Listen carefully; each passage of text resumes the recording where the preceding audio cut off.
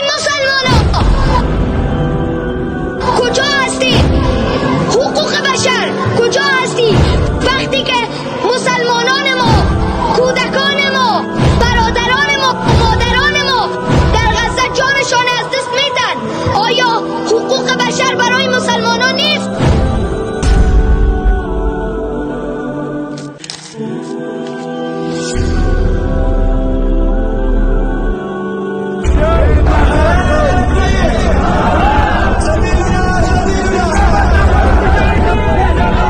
بسم الله الرحمن الرحيم.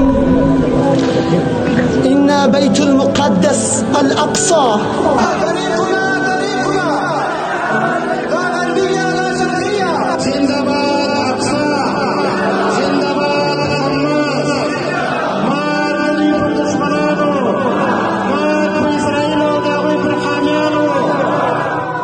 برای کشوران عرب، ای کشوران عرب، چرا امروز به خواب غفلت افتاده اید؟ بیدار شوید. آیا نمیبینید خواهران برادران ما امروز به خواب خون افتاده اند؟ امروز کشورهای کفر متحد میشوند، یک دست میشوند تا اینکه من و تو مسلمان را از بین برد، تا اینکه من و تو مسلمان را به شهادت برساند.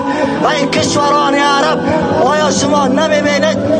پیام دوم برای کشورهای کفری است. ای کشورهای کفری، به یاد داشته باشید صلاح الدین ها دوباره می آید.